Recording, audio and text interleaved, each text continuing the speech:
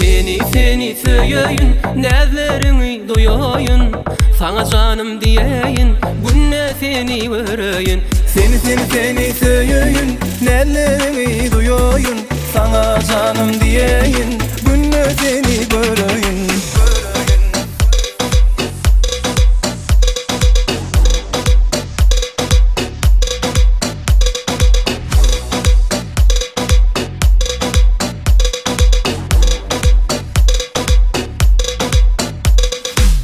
Kalbimin duygusun duydurun özlem, yüreğime yarayar mehirli sözlem.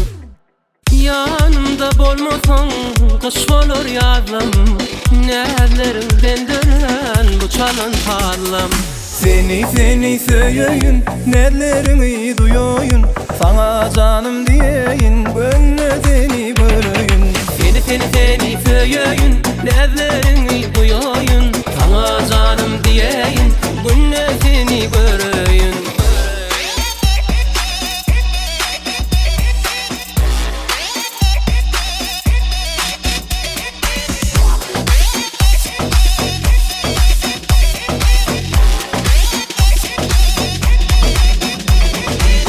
Açılan gül kimin senin cemalın, ömrümde yeke tek söyüp kalanım. Yağış damcasından seni korayın, bahş ediyen sevgilim şirin ovadım. Seni söyleyin, nezlerini duyayın. Sana canım diyeyin, günne seni vereyim. Seni söyleyin, nezlerini duyayın. Sana canım diyeyin, günne seni vereyim.